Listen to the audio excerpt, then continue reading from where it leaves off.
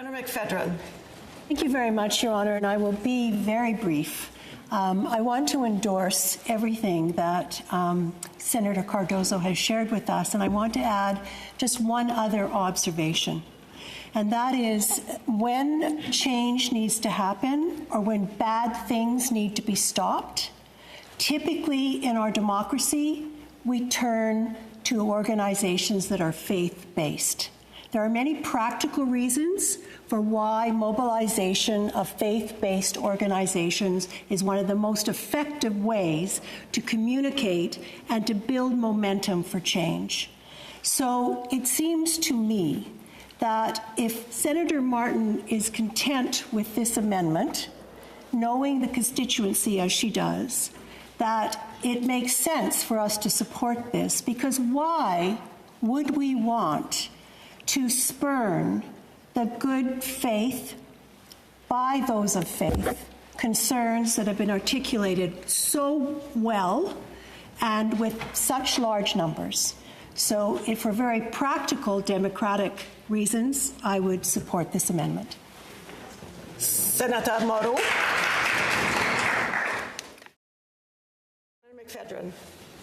Thank you very much, Your Honour. I have a question to Senator Moreau. Thank you. I'm really puzzled by part of what you said in one of your responses, and here's what's puzzling me. It sounded to me like you were giving a legal opinion about the amendment being proposed by Senator Martin. If that's correct, if I heard that correctly, could you please provide for us the source of your legal opinion, given that this amendment was just tabled? And in addition to that, can I just observe the words that you are opposing through perhaps a legal opinion, and certainly your opinion, if not a legal opinion, are about a statement in good faith on a matter of public interest and about discussion, publication, or debate. So I'm completely puzzled by the harm that those words would do, and I'd very much appreciate more explanation from you for your reasoning. Senator Moreau.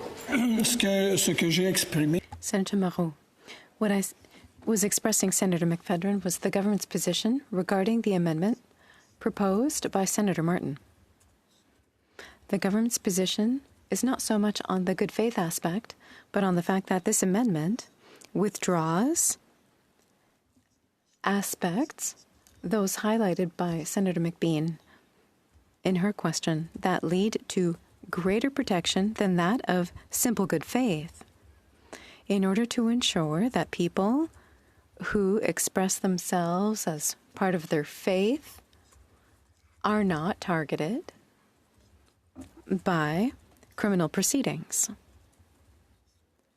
If we look at the words crossed out by the amendment, if you go back to the words included in the clarification clause, which are struck out by the amendment, are such that everything that's not done without a deliberate intent with mens rea would not lead to criminal proceedings based on the provisions of the bill. That's what the government wants to do, and that's the government's position. What I was expressing, you could see it as a legal opinion, but the good faith aspect under the criminal code and guilty intent are aspects of law. But it is the government's position to say that, according to those ideas, protections in the clarification clause now are stronger than the simple good faith notion.